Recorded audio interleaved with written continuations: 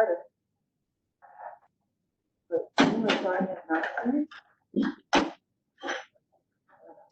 All right, I'm going to call the meeting to order. Was it, oh, Amber left. Yes.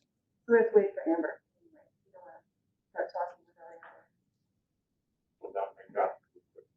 Okay, we'll wait for her.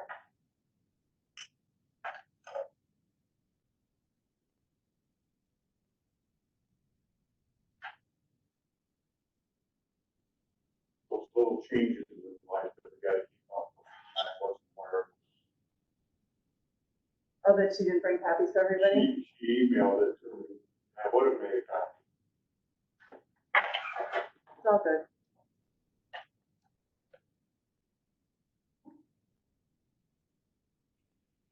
All right, so was the meeting properly posted? Yes. I did call the meeting to order like a minute ago. All right, does anyone have a chance to look at the agenda? 15-point agenda, yeah?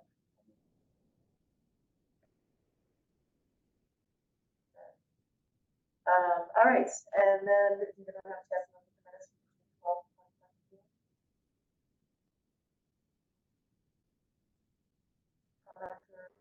Correction?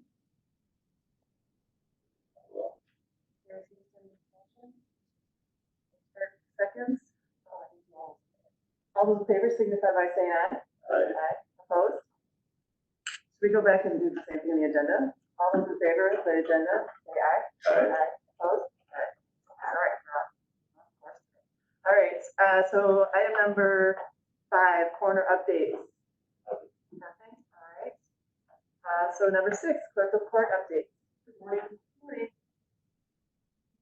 You guys all received the email with the report? Great.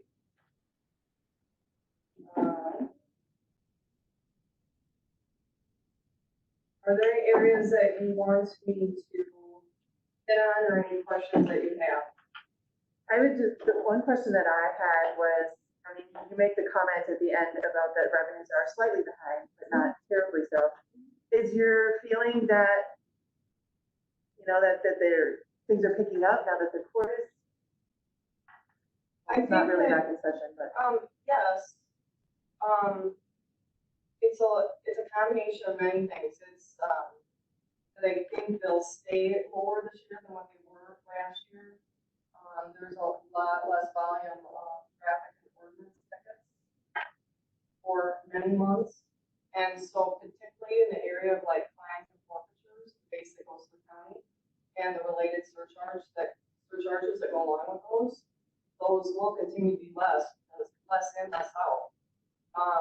State debt collection, there are people down in Madison, I think, are all working remotely. And so like this last month, state debt collection, I received about $14,000 the other day. For that, we get the money every month. Typical, I would say, would be more like 20,000. So, you know, like each month get a little bit less. They're still doing their work, but I think they're maybe not hitting the new cases as hard, like the new debts that I sent to them. And then again, defendants not working, or not having money in the bank accounts for to be levied, so they have less that they can get from them. So it's like everything less in, less out, people having less money. We're still taking in a considerable amount of money. And maybe I have focused too much in the report on the fact that revenues are down, because I should also make a note and remind that so far since April, we're also about $16,000 less because of not having filled that deputy's position. So I know Clinton's got some reports out that he has stated till the end of June it was 9,000. It's actually, I tallied it up, about 16 so far. So don't get too caught up in revenues being down. Also, my expenditures are way down.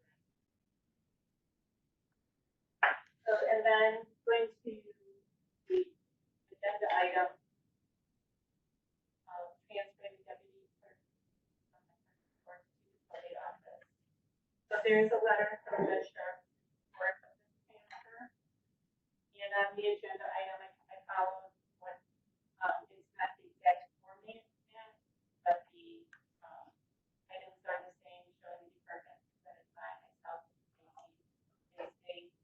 So we are asking for the position that was previously in the COVID office. And on that, I'm just asking that person be located. There's still going to be a deputy. There's still very much a need for it. It's just that being a one-person office has been very difficult.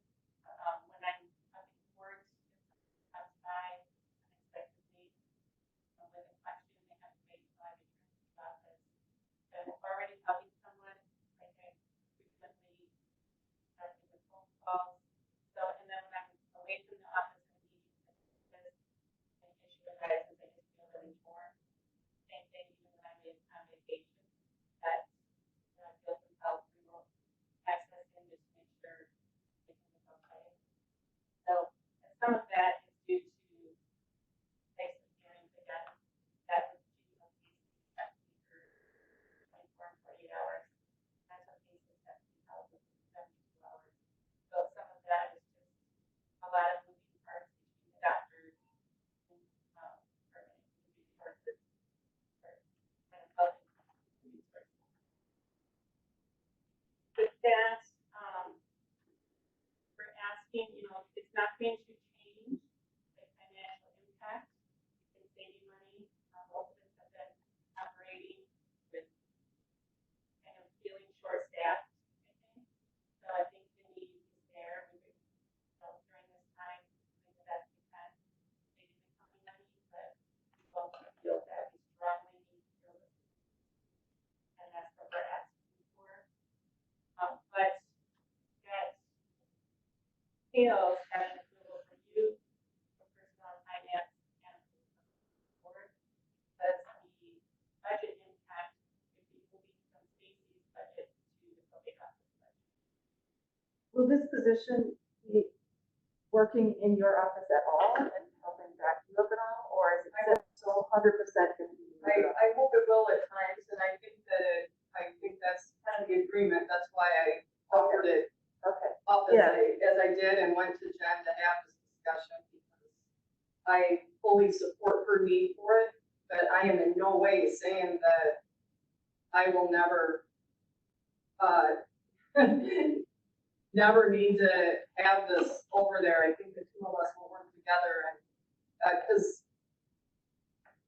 my office does have a need for, we've always had a need for more people.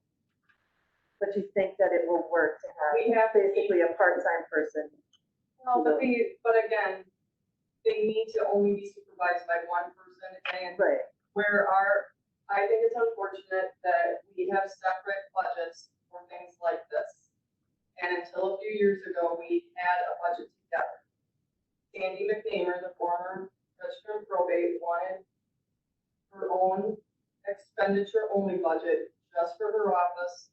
I just took that part out, and that created the separate budgets, which then makes it look like we operate as separate departments, but we don't. And so I think for all the reasons that Jen has stated, it's so important for her to have this position located over there, for us in the circuit court to be thought of, those two offices added to the amounts together, 5-person total in the circuit court.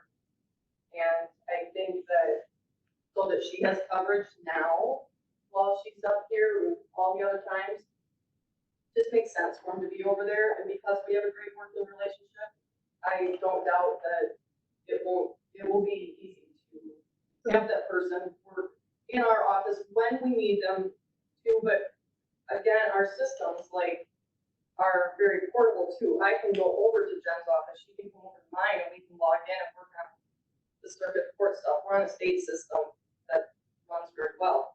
And so the space-wise, even for a person could be doing work that is related to my office, sitting in Jen's office doing it.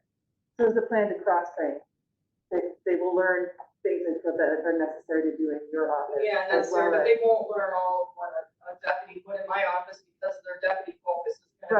but they'll at least have some kind Yeah, of they're training gonna in have to learn filling in on your. run receipts in general, take minutes when needed in the open piece types and stuff like that, but I think Jen needs to be the one that does the primary training at least at first, so that she can get up and running with her meetings. Right, and that sounds good to you as well.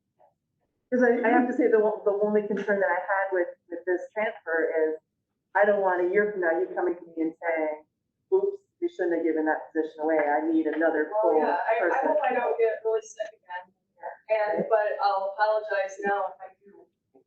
But I worked from home the whole Right, time no, I I was know. sick, I only, I know. and so that, And I'm those are not, the things that I can't control, and those are the things that we've talked about in our office, but I have two deputies who actually, they work as deputies, and they were hired knowing that.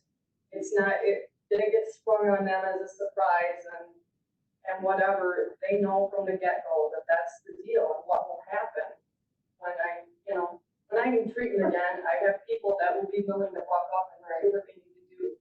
So, we have a lot of those discussions in our office, but for the things that we can control and the things that we know right now, including that this fall, one of my people will be on a leave for a while. And, so we'll be really short during that time, and Jen knows my concerns there, and that's what we're kind of talking real openly about that. There will be things that we just can't do during that period. And, it'll be stressful with both departments. It'd be great if she could have her person on before that happens, and we're talking late October. But it'd be good if they were in and up to speed, so if the board would allow her to do this and to get working on it. Because then at least, because our office isn't gonna be in any position to help her at all. We're gonna have a hard time helping ourselves. So, I think it would be helpful if the board would give us what's needed and allow her to fill this advertise, get it going. Definitely not wait till the first of the year. It needs to be done yet this year. The money's there. right, okay. Well, I know I spoke with, Administrator Lejc, he's supportive of the position. All right, so I think what you're asking is for a motion to move this on to personnel and finance. Before, just one last clarification. So for the year of 2020 on paper, the way I was understand it from this and that Stacy's budget will have, be under because of less expenses. Mine, with a new person coming on board, will play over, even over. Just what it. Right. I was gonna look at paper for 2020. Only for a few months anyway, so. Okay. All right, so I had a motion, send this on to personnel and finance from, seconded by Kurt. Any other discussion? All those in favor, signify by saying aye. Aye. Opposed? All right, you're sending it out to personnel and finance. Did you have anything else? Unless anyone has any questions. Are we making progress on the DAR? We kind of skipped over that it sounds like things are moving, right? Trying to, the funding for the groundwork on it, the things that have to be done, in order to those are in place. I think that personnel and finances, must have to go to the board now. Presumption, because it's, over the $5,000, so, it's at least rolling. And I, asked Jason and Bart when they say it's out of their hands at this point because of it, funding. But I think 175 capital projects. And, Clint was really gracious to, give the money that was set for an administrator office towards this project. I felt it was a greater need in the courtroom. So I appreciated that he had that view. All right, good. Good. All right. All right, item number 8, District Attorney update. Sure. I have nothing exciting to note particularly, other than we have our 2 staff members who have come back from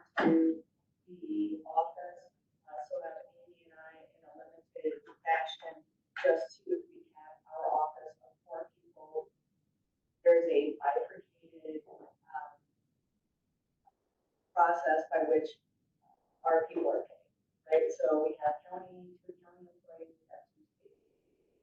It is an exception, I don't want to say exception, but a rule as far as our county rules that we also have state component, and the state is in certain requirements, and have our 2 county people follow those requirements. The state's requirements have been except for emergency personnel to work from home.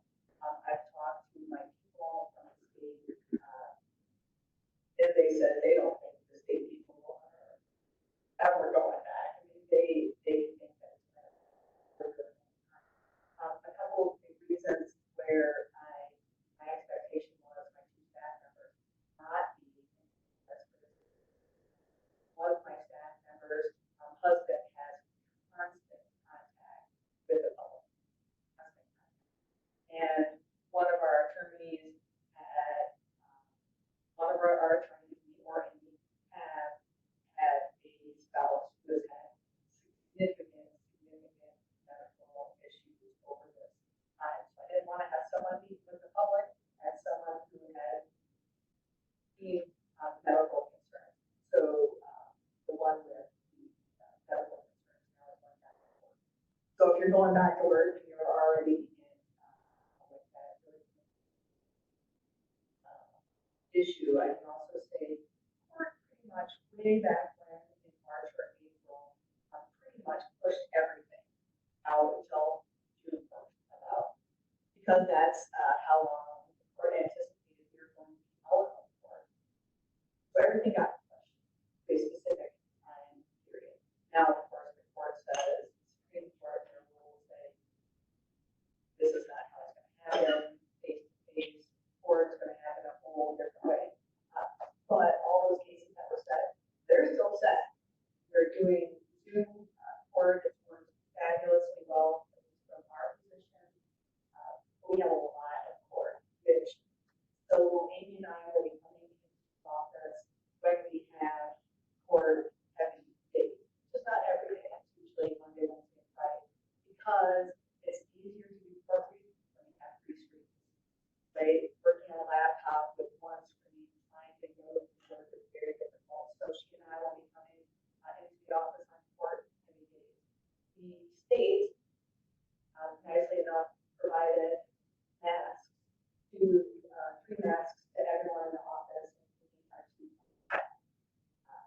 Our office, with respect to all 4 of us, we are able to social distance in our office just based on where our office is set up. There's only one area that I'm concerned about, and it's what we call the battleship, and it's the giant desk in the front part of our office, which quite frankly, historically, people talk over the battleship. Someone comes down from court, we have a staff member who comes up. So we did do an extra cleaning on the battleship. So that's basically what's happening in the office right now as far as staffing in the office and what we're doing. Well, actually, my legal assistant, as I was coming down to this, said, I've got one of the state guys.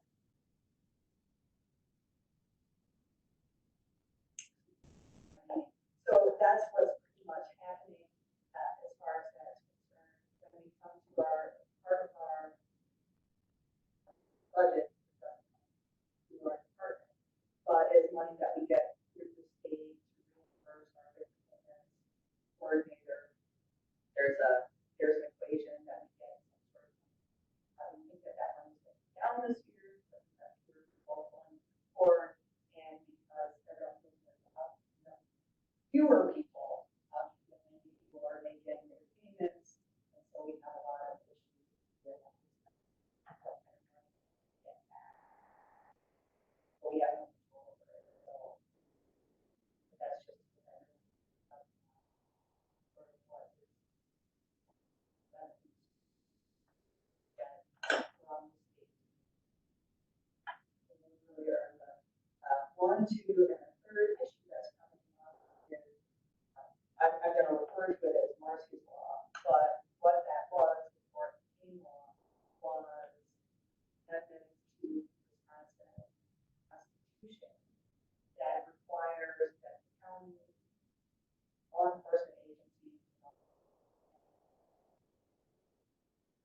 certain services to victims. We have found that over years, that our requirements now are, even right now, are exceeding our ability to meet those requirements. Or been in touch with DOJ, been in touch with the Rights Board about what are we supposed to do about this, what are we supposed to do about that. After the law was passed, we were advised by DOJ that a lot of these matters were just going to be left to the that's like, I don't want to have any of my actions in our office be subject to litigation. So we are working through that.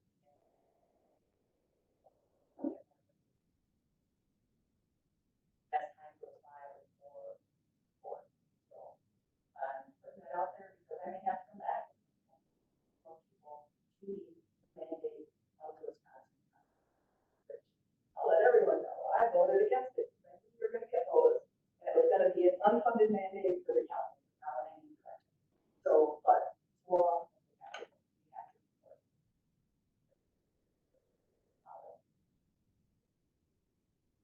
That's of interest. Thank you. All right, so, number 9, approve monthly invoice and other shares report. You guys. I can't hear you. So, Number just 9, like I can talk louder. Number 9, we approve monthly invoices and other sheriff department reports. We'll go to invoices first.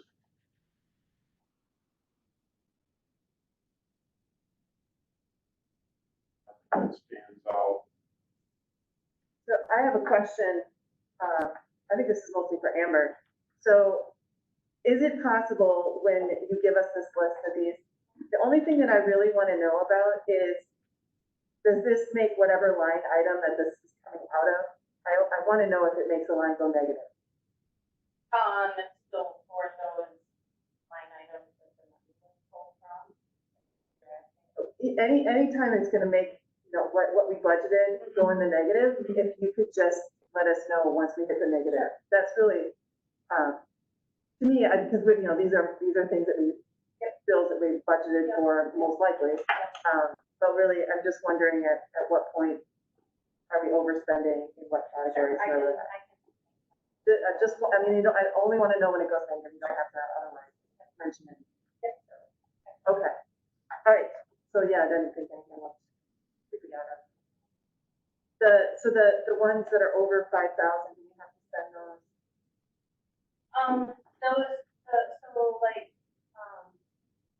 Number 2 and number 5 were all for funds that fund 75 plus. So that was already approved. All right. And the meal for prisoners is already there. Okay. All right. That's all the questions I had.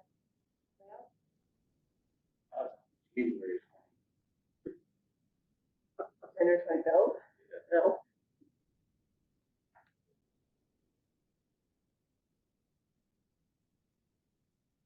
If there's no other questions, I would.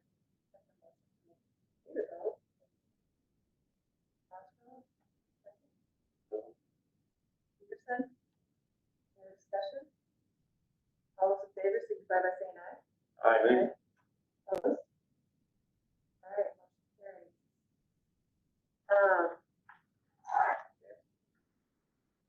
You want to ask about 22? Yeah.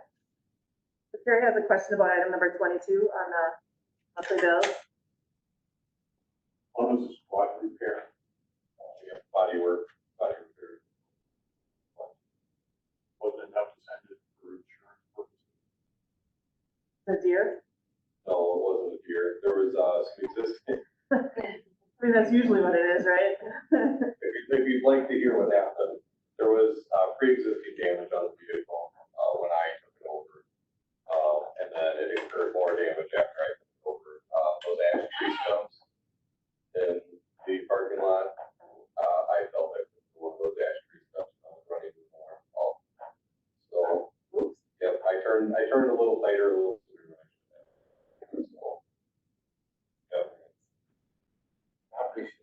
signing them off. Yeah, it's, it was my mistake, but the stuff was there and I found it with my passenger side door, so. That's not related to the squad that thought it.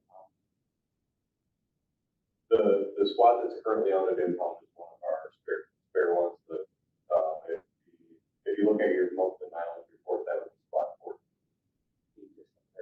Yeah.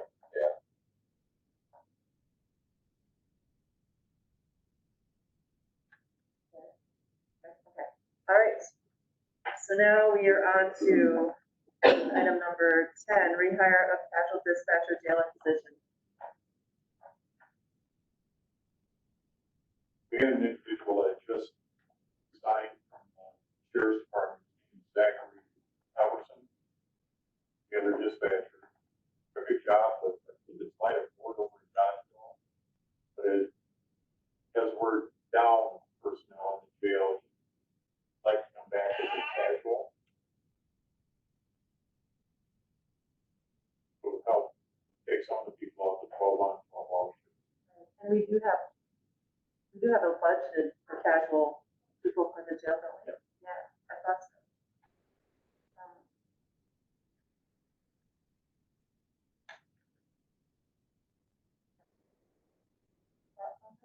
Is there a need for like 2 or 3 more casuals? We lost another jailer dispatcher, and did a resignation, but she's still working, so I can't. Whichever one is next.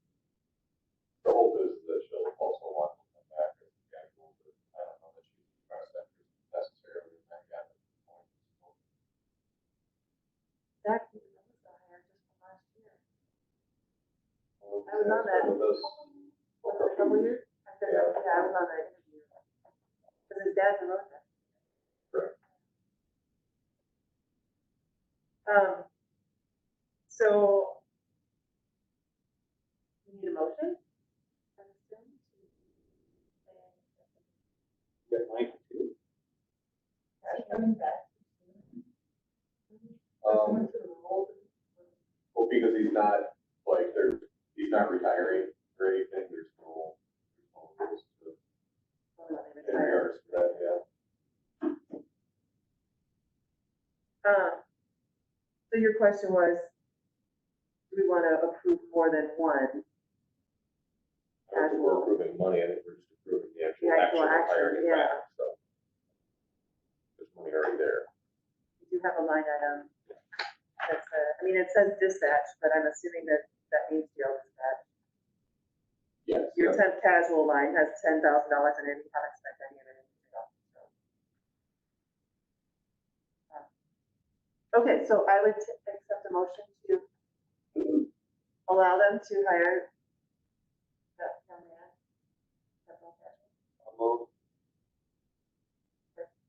Understood, seconded by Turk. Any other discussion? All those in favor signify by saying aye. Aye. Opposed? All right.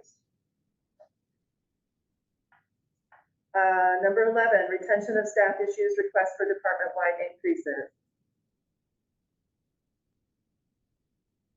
In regards to the email I sent the committee last week, we have a ongoing problem, with retention issues, specifically in the jail, but it's in patrol as well. It's a lot much more significant in the jail. But we're looking for changes, I guess, to help us with this retention problem. Of course, one of those changes, would be, more pay. I know that's probably going into this new budgeting process, that's probably not the most popular topic, but I think it does. And I have a list of ideas, things we could possibly do to help with retention. I also have, Sergeant Mike that worked on, putting some numbers together, how much it's costing us to keep this continual process of rehiring and training. All things I'd like to discuss here. So what would you like to hear first? have, I can go through in detail or summarize basically what we're paying to hire and train and then ultimately lose people. I had a question about, does anyone know if it's, so I know at UW when we had some extra training and certification that we allowed some employees to do, that they signed a contract when they accepted the training that if they left before 1 or 2 years, that they had to pay back the training expenses. Does anyone have any idea if that's something that's possible to encourage people to at least stay long enough to get our money's worth out of the training? Is it possible? I would say it's probably possible. I mean, I have no idea if it's, I mean, you know, as far as the legality of it Yeah. from a county standpoint. But maybe that's something that we could look into to at least encourage people to stay long enough. Because you hate to see someone get all their training and then they move to another county who can pay them more because they don't then have to invest in their training. And already been done. some of the training is reimbursed from the state. Some of that cost is reimbursed, but not all of the cost. We're still paying them wages. The hourly wage. Yeah, and stuff like that. But I mean, it's certainly something we can look into further. I think that's not out of the question that we further look into that further. Yeah, anything else? I mean, otherwise I can start.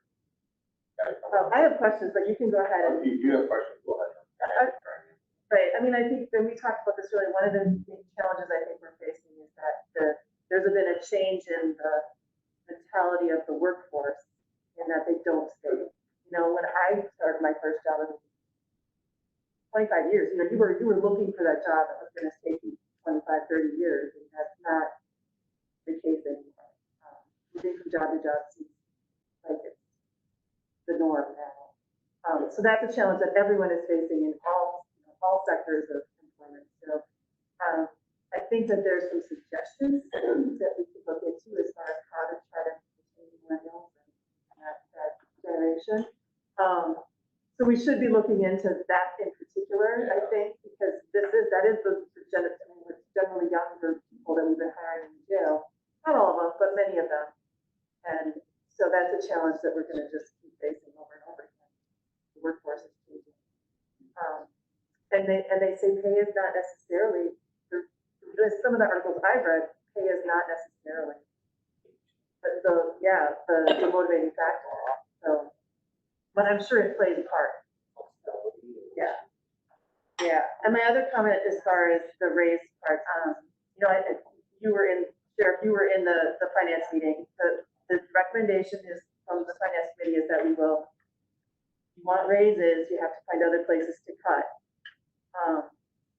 So, which is, you know, worst.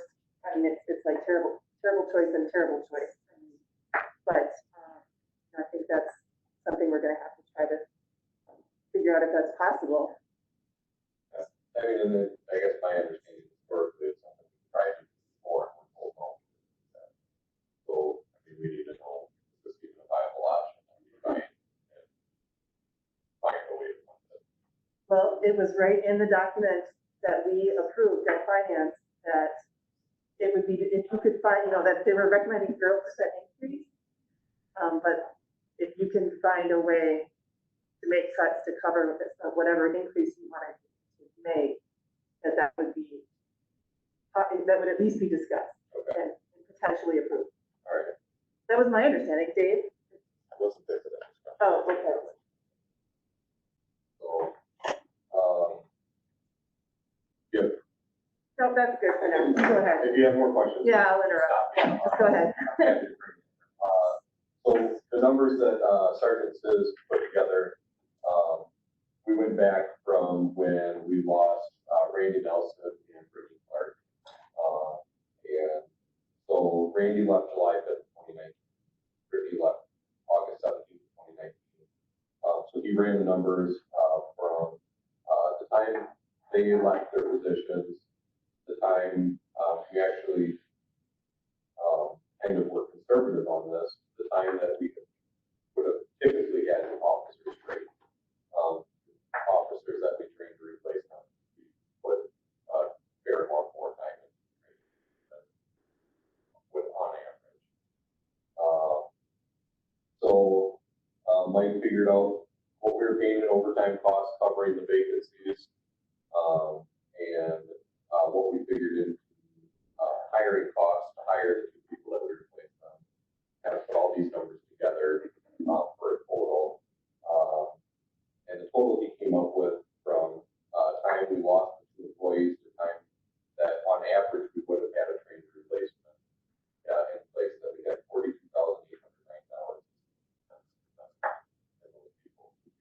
Get two people back. up to Yes. speed. And both those people are now gone as well. Do you do exit interviews? Sorry, that's another question I had. So like form, like with the same questions as far as. Not sitting in- necessarily. Not necessarily a formal, but they come into my office, they have to read the letter.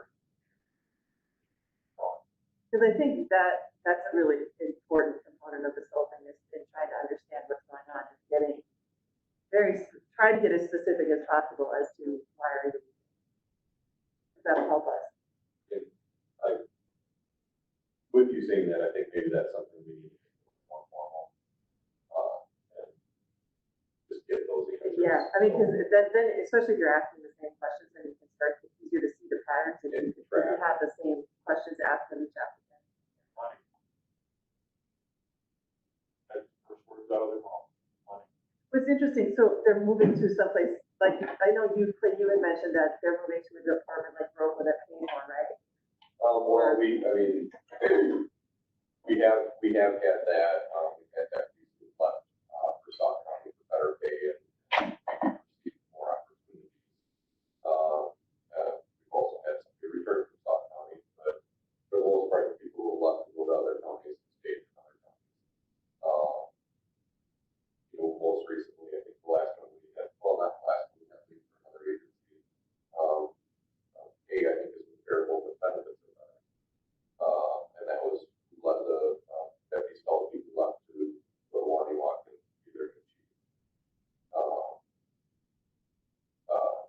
Prior to him, deputy state back left to Iowa County.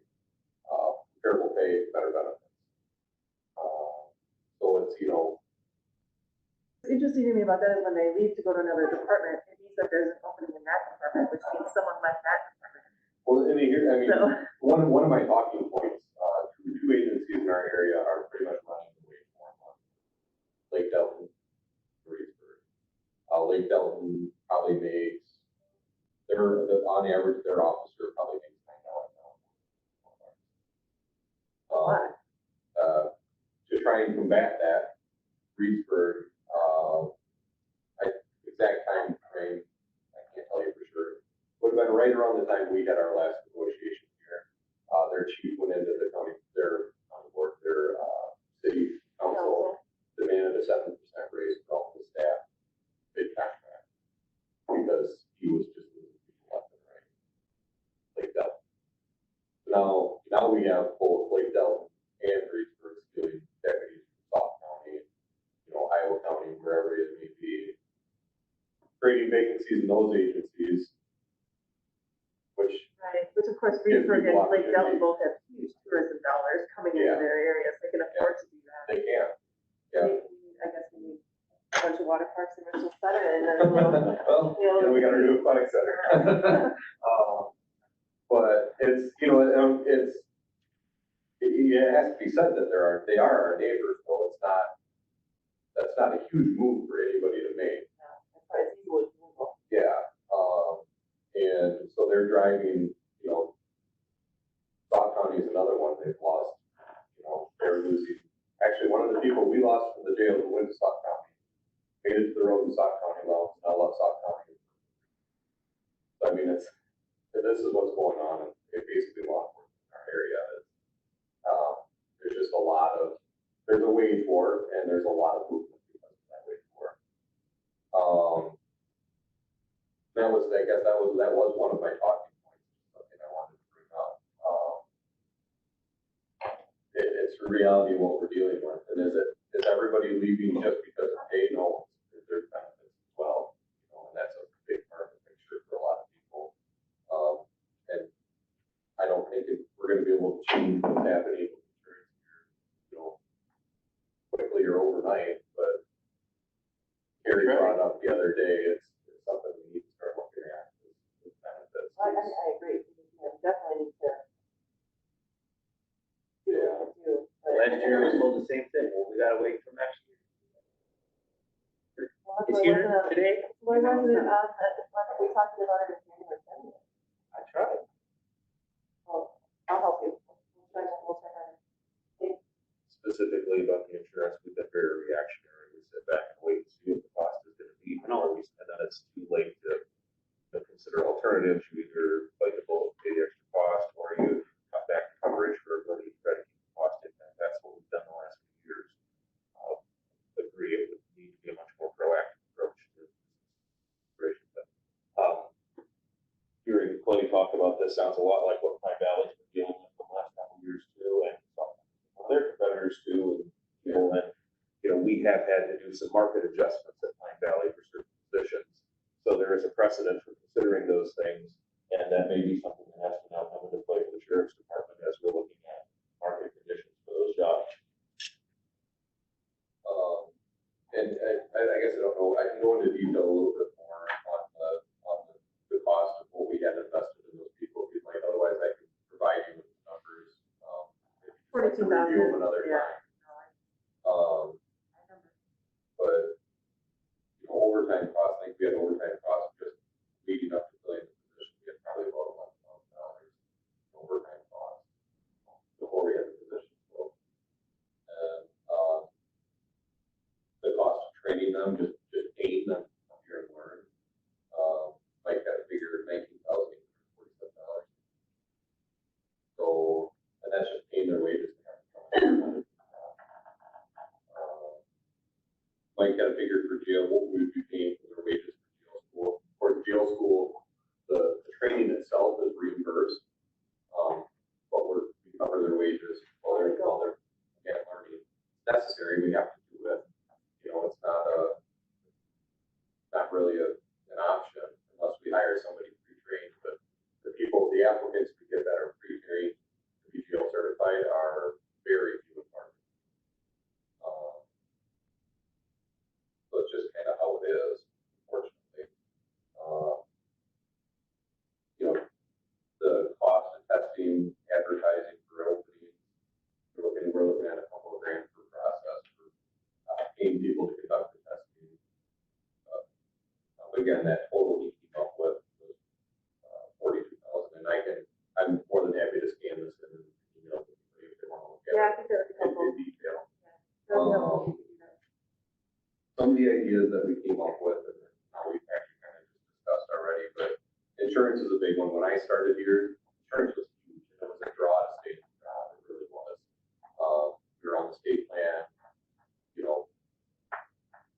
I had 2 kids while I was on that state plan.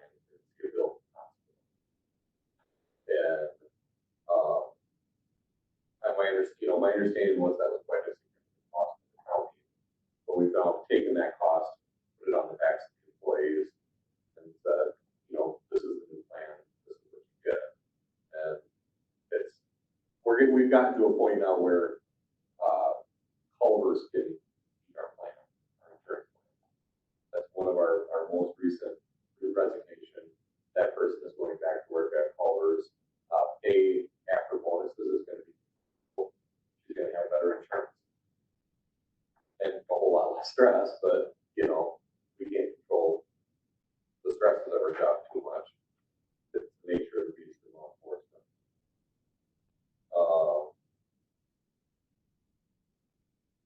Just to give some perspective, so I worked for the state, tried the state insurance plan, and when I first started, it was amazing.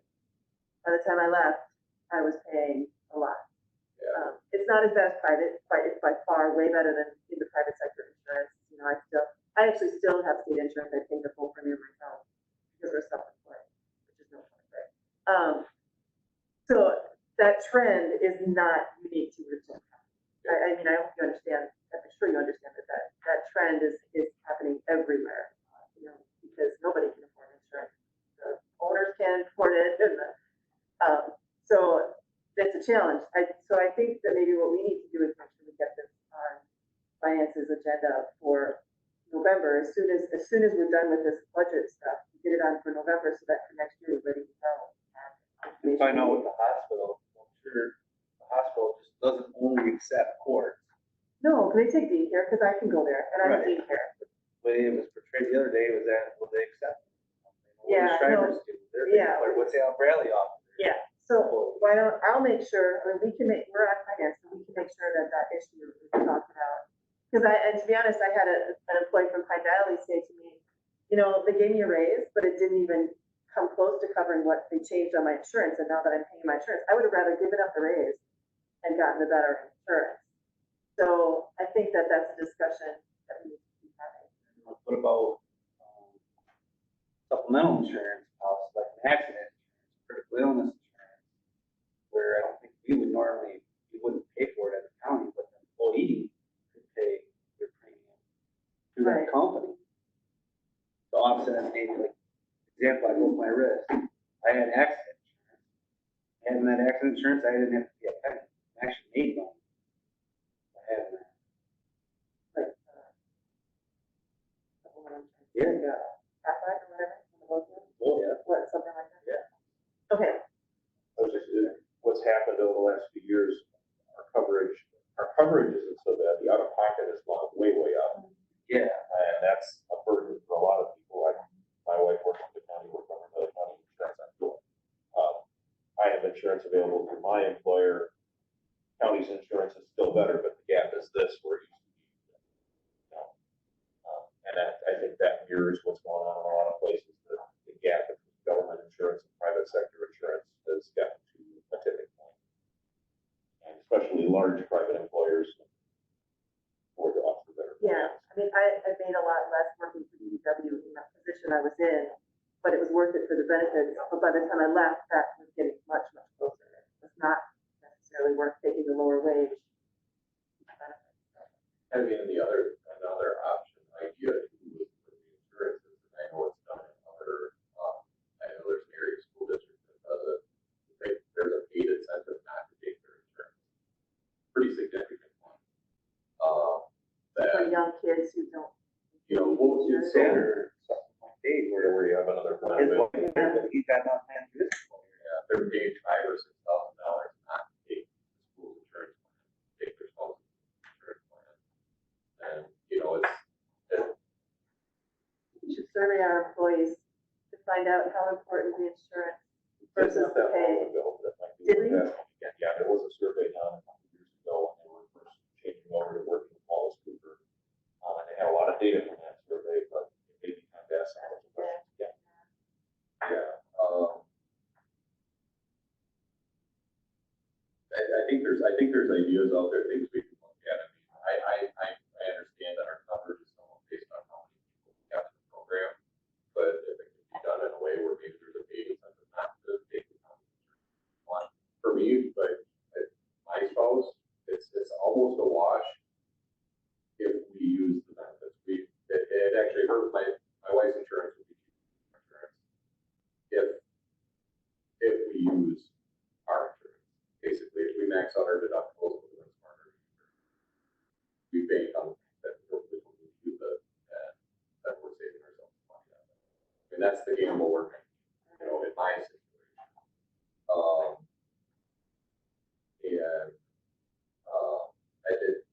I think if there was an incentive to not be on the county's insurance, I would probably take it and just pay a little bit extra for theirs and have better coverage with more cost than,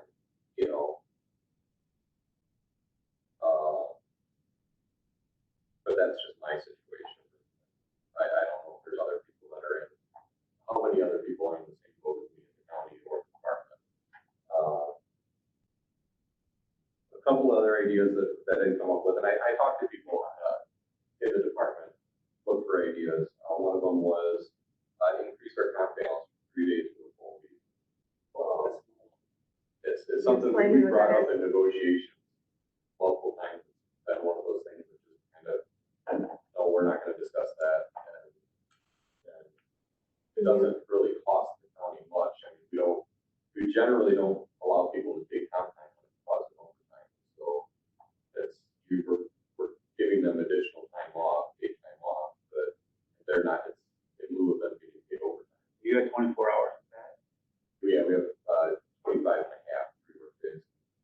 Can you explain to me exactly what you're talking about? So, someone could take comp time instead of taking, if they work over 8 hours in a day or something, they Yep, can take yep, comp they time can- instead of, okay. Instead of getting paid out their wage at time and a half, they get, Time off. time off at time. Okay. Yeah, and they don't get paid at that time and a half, they just accrue that time off. Highway the other night, talked about raising comp time from 24 to 40. Our past committee was going on finance. Last night, up in services, making a recommendation. Addendum or doing they're doing, going from 24 to comp time 40. So they're cruising, time and a half, but they're paying regular time. and a half. Paid at, yeah. Well, it sounds like, especially if it's being done in some of the departments. We're just starting. Comment on that quick. That it's a great idea. What you're going to want to check is, are you still required to burn that off by the end of the year? Yeah. And that's something By we're going to want to look December at changing. That's something that came out from, retirement board, saying that you have to burn it off before the end of the year. Wisconsin counties work through that project. It is not a requirement. That's something many counties do to be able to close their books off. But in December, you're getting everybody trying to burn off their time, and that's just a waste of resources. So that's something you really want to make sure that you follow.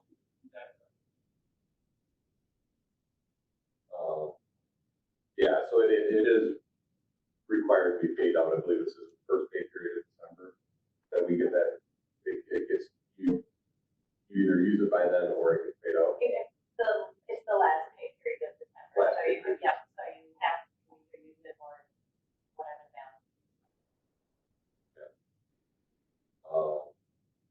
Another thing is longevity pay, and I'm not sure, I think we pay already on the departments for getting longevity pay.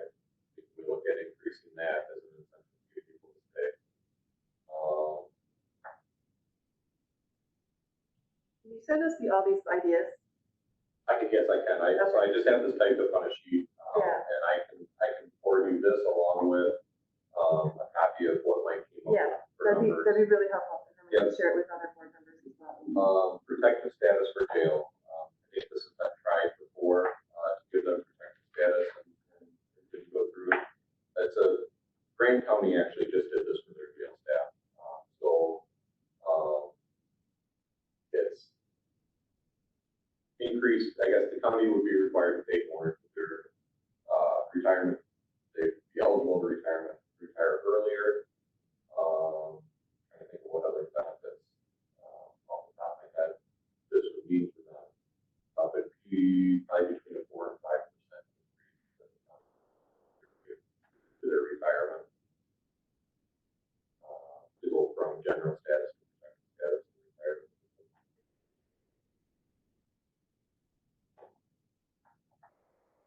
And that was actually brought up by one of our newest hires who left the prison system and, had protected status in the prison system.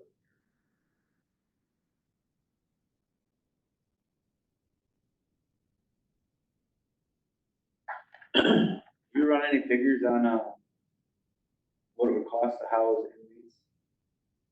It depends on where we have to host them.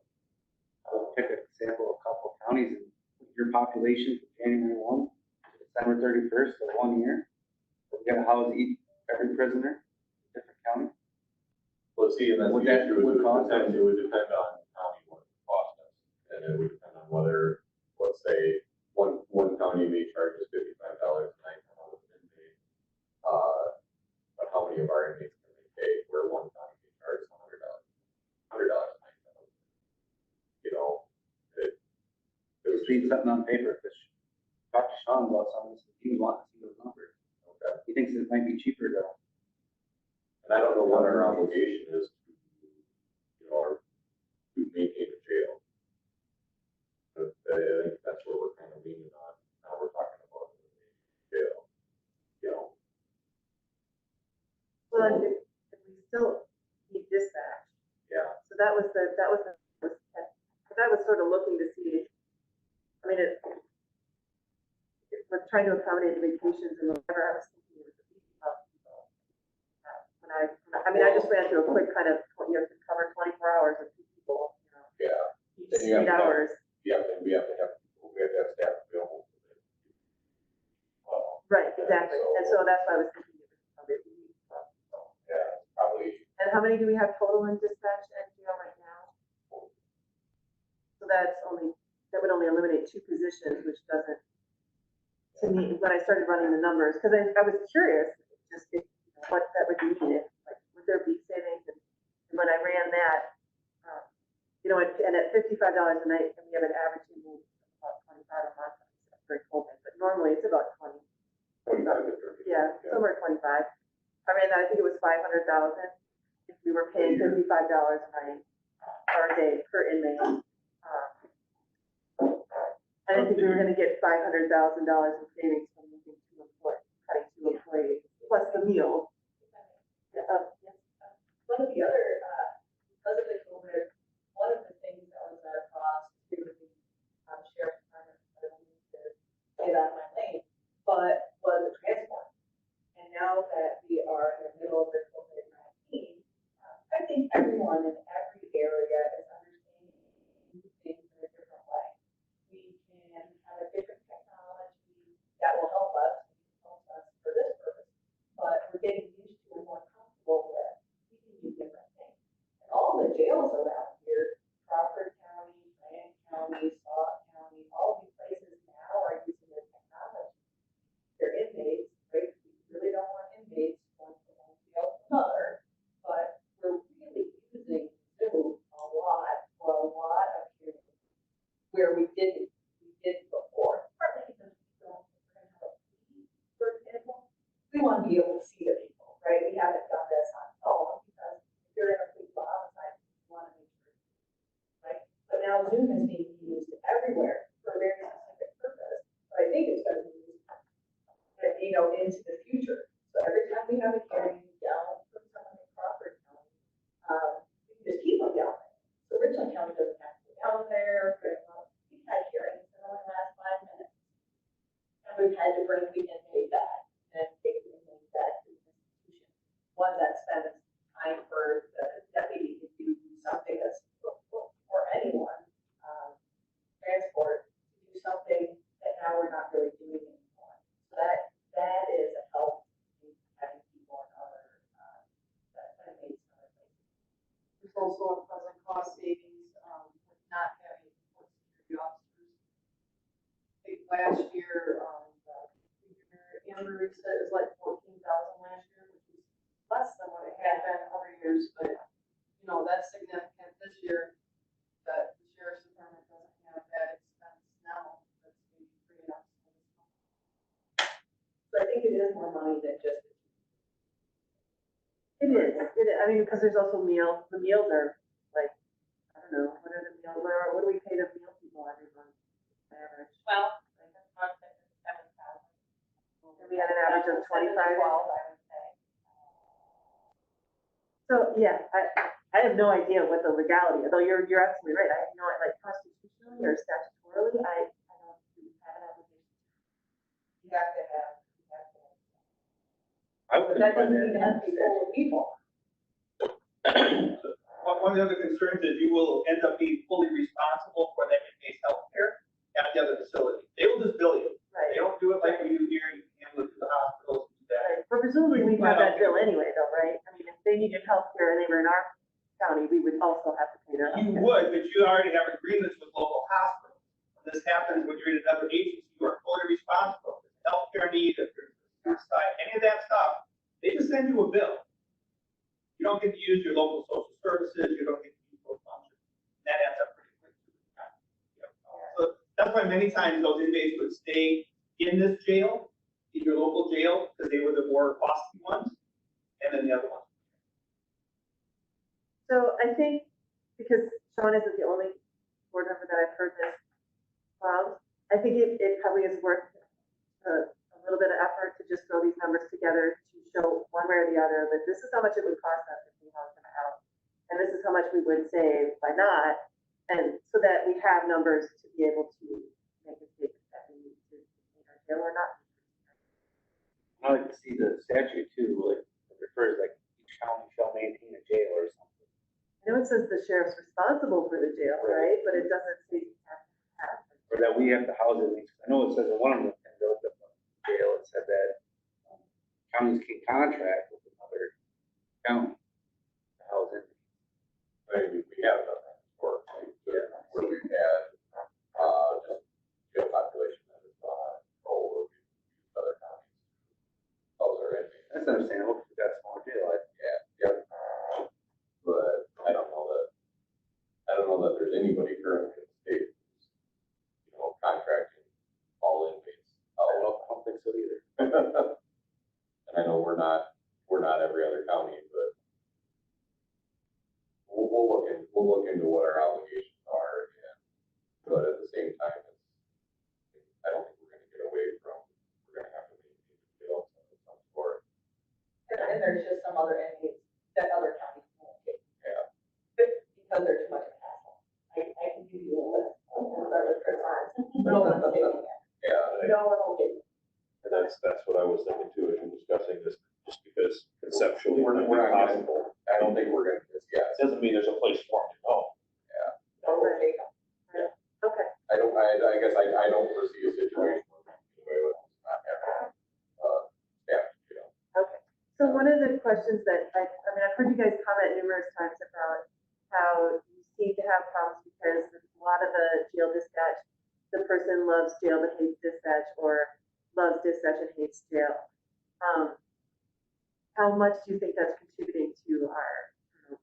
I think I'm comfortable saying that has something to do with some people that we've heard that from others. Right. So again, I think an exit interview might really pull that out, because is it pay, or is it the job, or is it because is it the job that the job being complicated is not paying enough? Those are the kind of things. And I mean, we ask them to be proficient with a lot of things.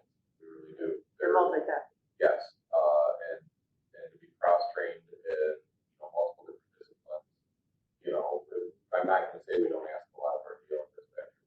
They're wonderful people, especially people. So what percent increase are you in theory proposing? I guess I'm not even sure where to start on that. I mean, We would like to look at the numbers around here. Okay. Problem with the wage study was they did not use the surrounding towns. They used the counties that were comparable. Right. You did. You're correct. So here we have this wall around us that everybody is sitting there and they're going, we'd like to work with Frank County, get more money. They're right next door. Sauk County, we're right next door. Get more money. Bergen County. That's true. That's a flaw that I didn't think about I understand why they picked that criteria. It makes sense conceptually, but we are. but we're competing with the wages that are in our similar. I mean, I think they used Crawford County. That's one. Because they're similar and similarly.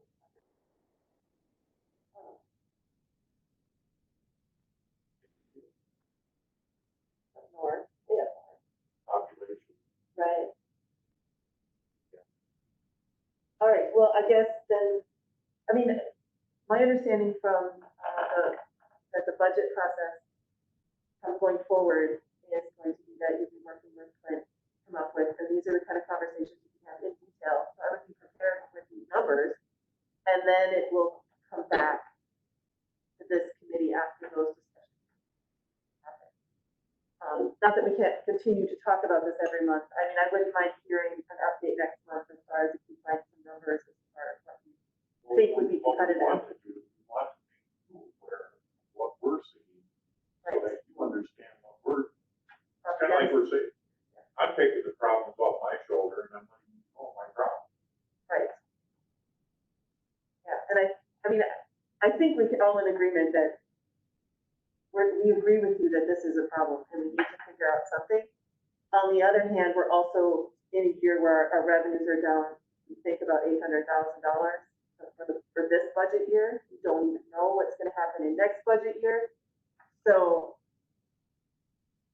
there's only so much money, and so I think we're going to have to get creative in how we address these issues.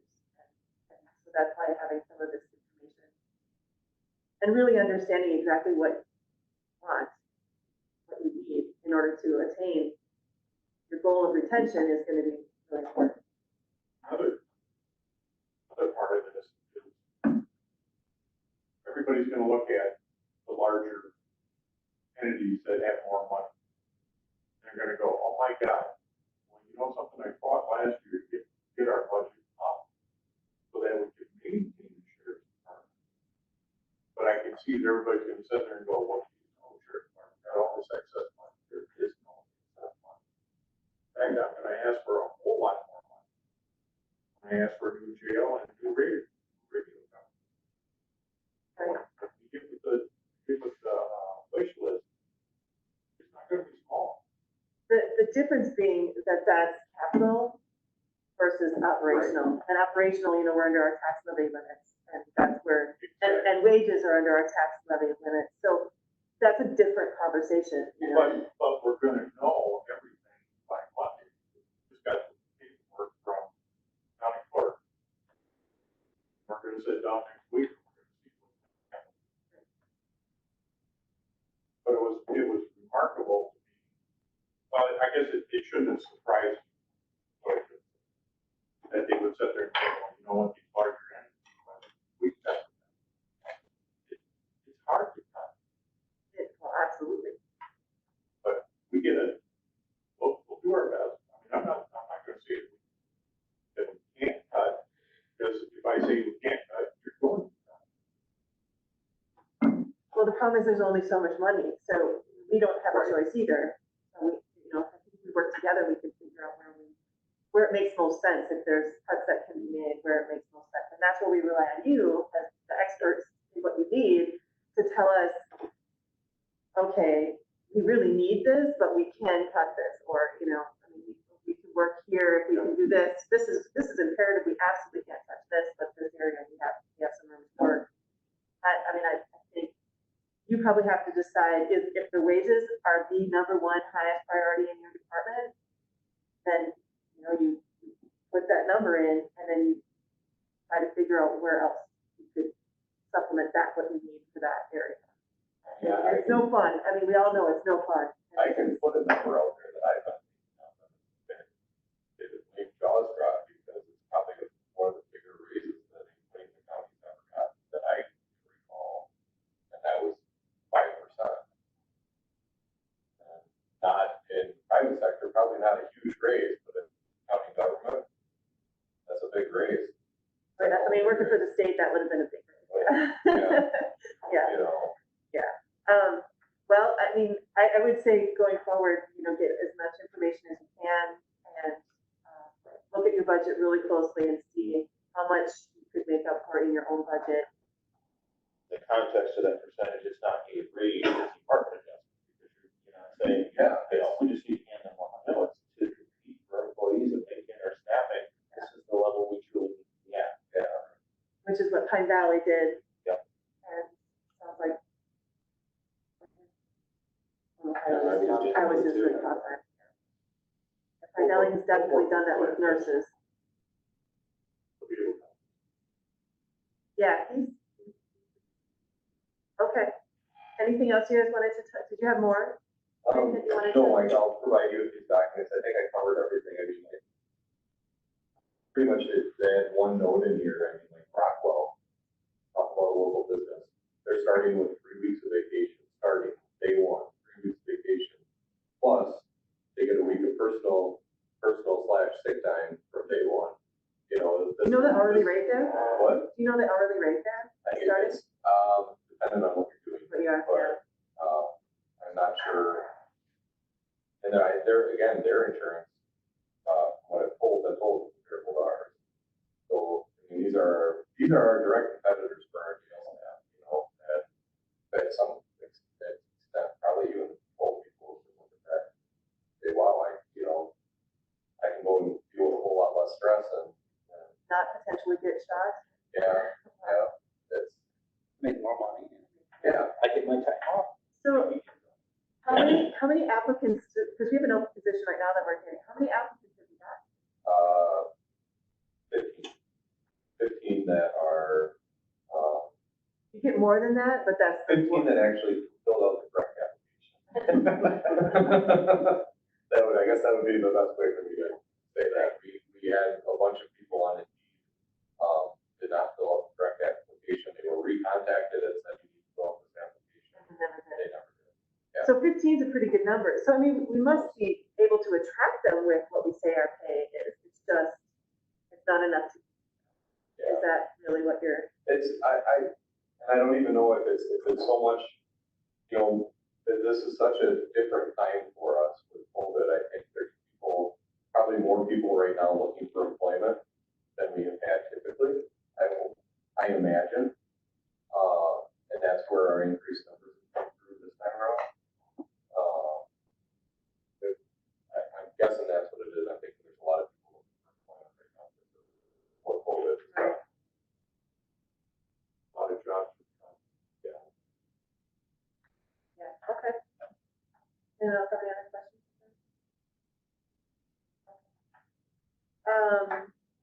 All right, so that moves us right into which we've already sort of started, which was number 12, the budget discussion for 2021. Probably touched on that quite a bit. I would have better numbers for you if you sit down with everybody on Monday, because we just got the sheet in. Yeah. That would help me out. We'll put this on next Email month. everything out. Yeah, and you could talk about it next month. That would work out better. That's fine, because I think you're going to be working with Clint, working a lot of it out with Clint before you come back to us anyway. We meet with pretty much every day that we do sit down. Yeah. That we have such a large budget. That we're doing correctly, or at least this template. So I have a question about the budget that we currently have, I guess. I was looking at page 2 of the thing that you sent us, Amber. At the bottom, it says Sheriff's Department, and then it lists how much is left, the remaining balance, and it says we're at 51% used. So that means that we're basically, after 6 months, we're right on schedule as far as our spending. Am I interpreting that correctly? Yeah. And then the jail on page 4 of that one was at 44%, so the jail is actually a little bit under. Overall, right, okay. So that's good news. I thought. Yes. All things considered, with everything that's been happening in this last 6 months. We're burning people out. Yeah, and that's a repeated theme. That's the flip side of the coin. You know, like in my letter to you, by the time we hire these next 3 people, we need over half of our staff is going to be trained, or half of our jail staff. You know, the rest of the people are going to be picking up slack from our local shifts. They've been doing that for a long time. And like, we're going to be burning them out here. You know, the ones that we have been able to retain, we're going to burn them out. So hopefully with Zach, That'll help us to tell. rehiring of Zach is going to be helpful. And maybe the other person, I would agree to come back for some hours to join as well. What was $1.99? But we're, crime scene response equipment. Leave that line go 9,999% over. That was one of our line items. What that bill is for. And so If you could spend $10 of time researching that.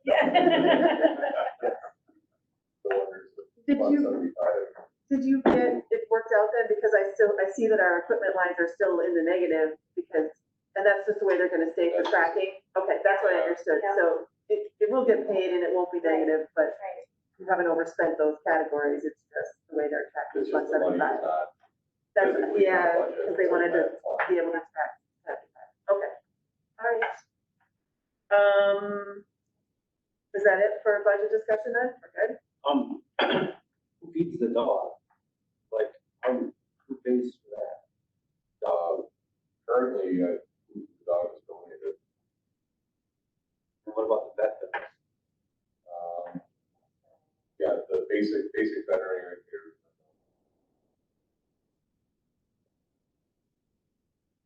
By the officer or by? No, by, one local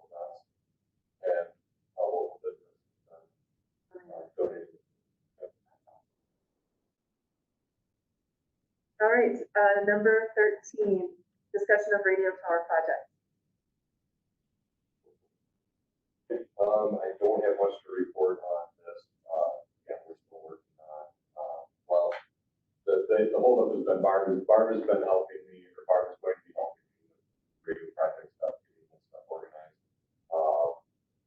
Where we have not worked on that is because now we finally have completed the next gen 911 stuff.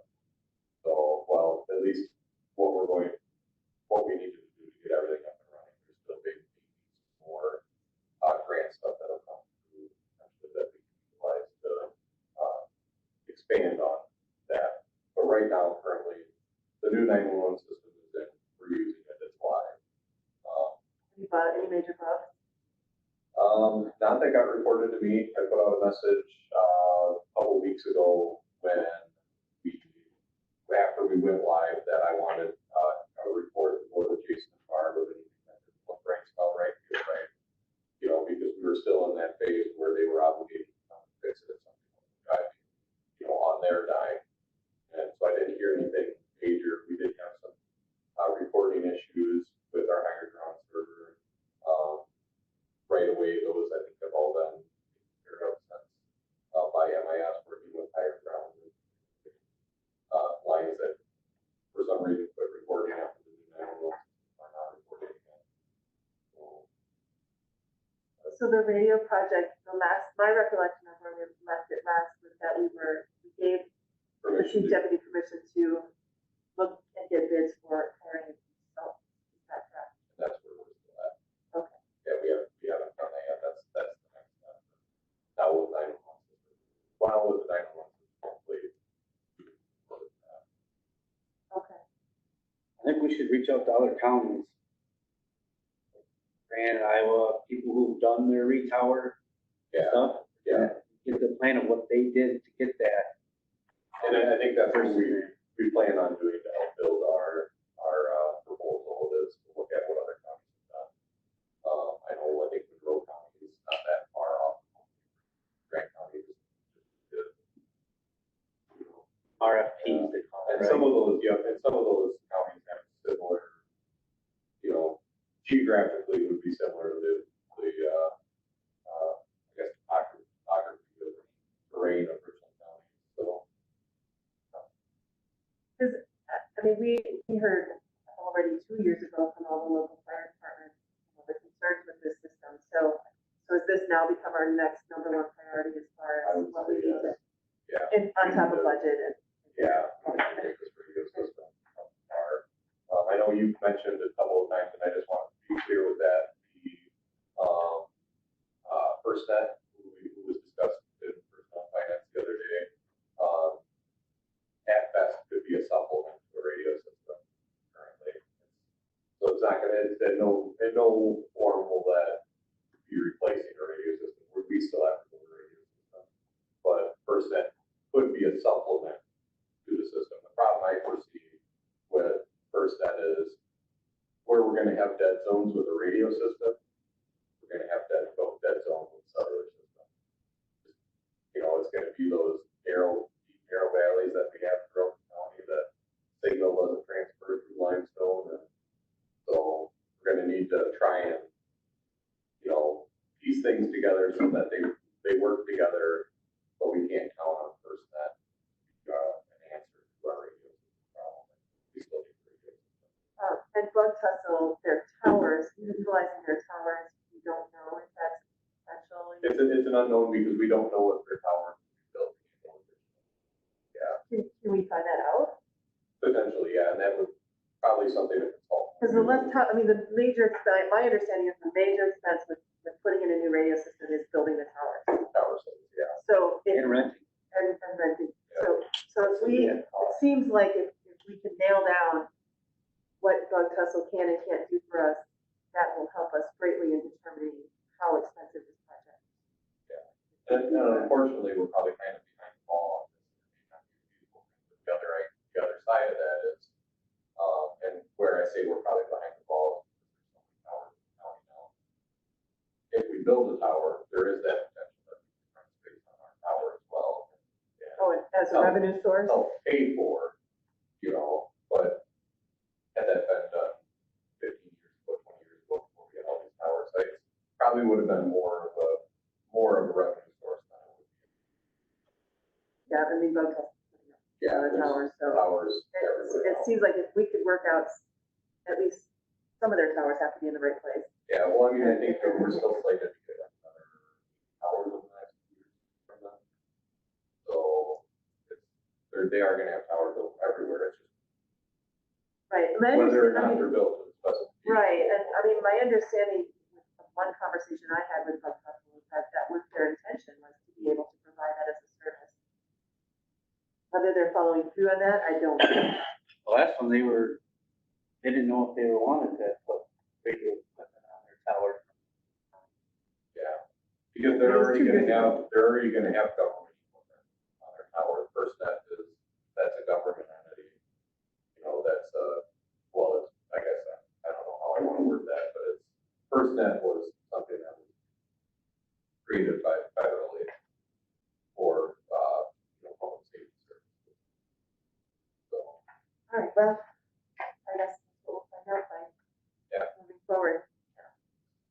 maybe those towers are a viable option for us. I think I have some information on contacts with Blood Vessel in my office. I can reach out to them. Otherwise, It should be tell us all the towers are Yeah. viable or not. Let him deal with all that, and then he come back to us with proposal. Yeah, All right, so, I mean, I feel like we've been talking about this radio project since I've been on this committee, so to me, it feels like it's an important priority that we It really is, need to it shift is. focus to, and it's been kind of shoved aside for a long time now. and with the, as far as the 911, the new 911 system had to go in because the old system was running on old computers, on old operating systems that, servicing that system was going to be a problem. And we needed to get that to 911 system. So we got a new council now that we don't have to rob parts from like Rock County or Ross or. We have a new 911 system that we don't have to rob parts from our counties on. Our radio system, our main dispatch council is still a hand-me-down system. That's a whole other issue. It's still a hand-me-down system from across county. Baycom was holding additional parts for that. They were obligated to hold additional parts for us to make that time last. So they're storing equipment for us that they don't have any anymore. Hopefully they will continue to do that for us in case we have some people down. But yeah, it's a unit that And then could that be replaced along with the tower? that would be part of it. All of it would be updated in one shot. Yeah. Yeah, new dispatch console, towers, antennas, repeaters. Yeah. What would happen if that council went down and they couldn't get everything out? Well, we do have backup means. Essentially is a mobile unit car dispatch that comes up to the tower on the roof that we can hit the different tower sites with. But it's not an efficient way to dispatch. You can also page ambulance and fire from that console. But it's, how would I say, it's not user friendly. When seconds count, that's not a user friendly option. But it is an option, it is a backup option. It's one that we have available to us in the event that our council dies. No, they also get routed to another county if that. Well, our That happens. 911 calls, if we get overrun with 911 calls, That all those are the ones that get routed, okay. we'll route elsewhere. But that Then they same, also have to recontact us. Hey, you got this going on. So we're dealing with seconds when seconds matter. Right. so a few weeks back, probably a month ago, beginning of the month, there was a storm that come through in Lone Rock. Right page in Lone Rock, but they didn't answer. That something to do with that council? Nope, that has to do with the site Lejc. It's not on that. That's How it went Lone over there. Rock's. That's Lone Rock's, their own towers. The fire department's own towers, not on a. Yeah,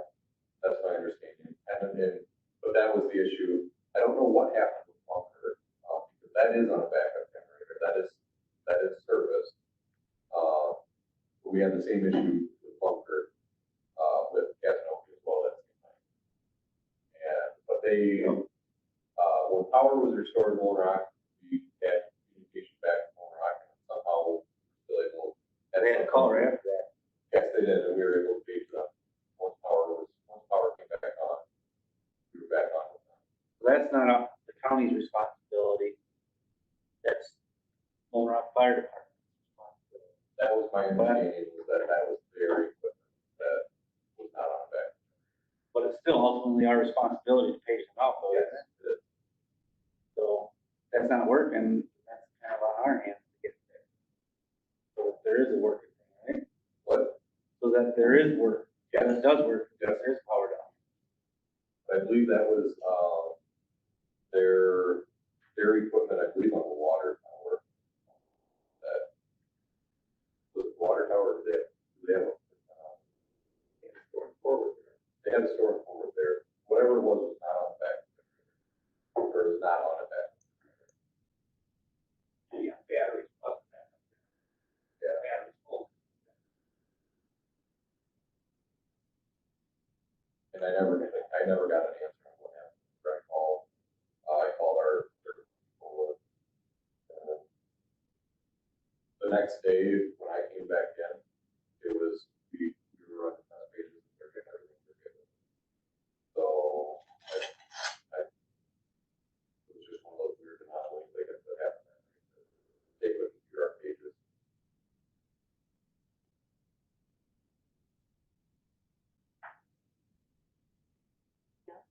I mean, we already sort of started talking about it, but number 14, mapping radio system and spot update.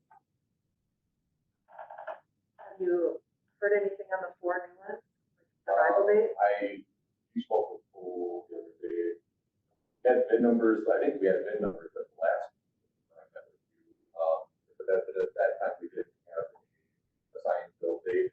I'm hoping, I haven't heard from Pool yet, but I'm hoping we have a signed bill date for those 4 cars. And then once we have a signed bill date, that's time to go ahead and start, having all the equipment shipped them. So,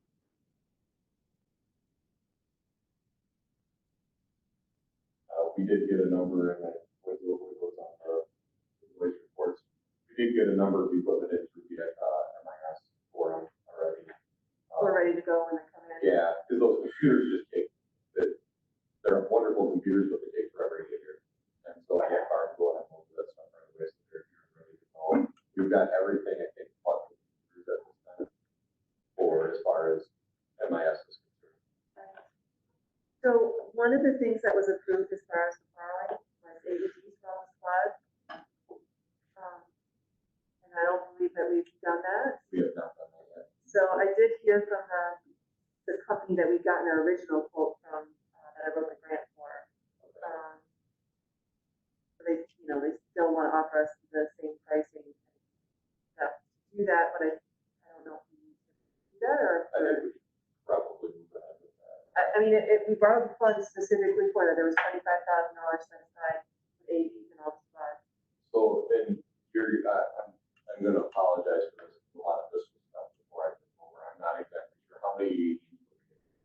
That was one for every squad, so it was, at the time, I think, although at the time when we did this, I think we only had 15 squads or 16 squads. Yeah.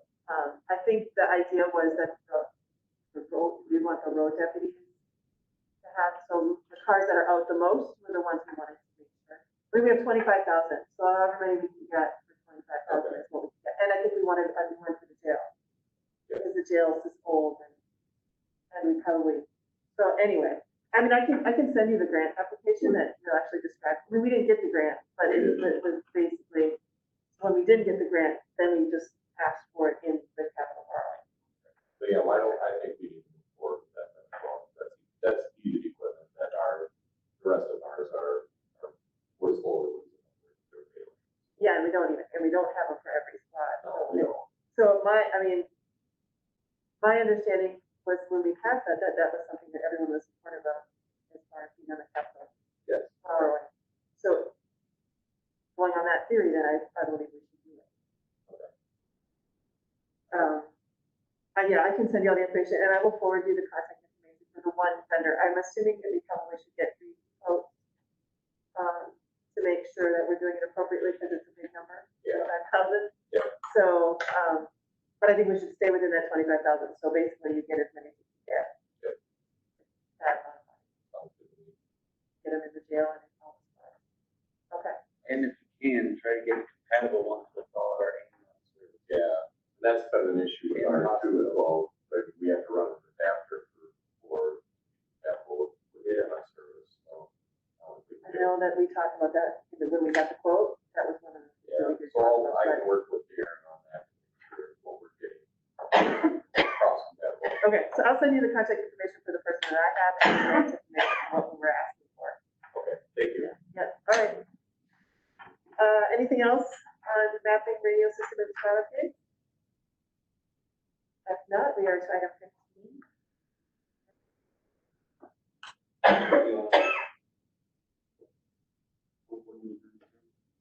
So it would be, good question. August. Wait, no. 14. All right, so I have a motion and a second. All those in favor signify by saying aye. Aye. Opposed? All right, we are officially adjourned. I have a question for you guys. Since our 5th person continually does not show up, I'm gonna call and talk to him, but should I ask to have someone else? Yeah. I'd address it with the chair first. That's what, yeah, the chairs actually got. Not just this one? It's only been to one plus the interview. So, talk to the chair about that. I think that's part of consideration in our rules where we talk about absences. I mean, I'll talk to Dan himself first. Yeah.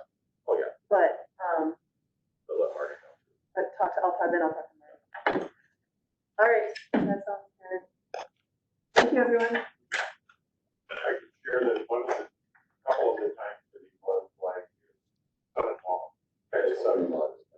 And I knew about that, like, that's why I kind of, you know, Just a, When came to was think that he when got was that? diagnosed and then, you're going in, you go. like, right off. Yeah. Easy. Yeah, the last, was just before his son-in-law passed. He did something, said something to you, but he just found out about it. That was at the interview. That was a good Yeah. interview. Yeah.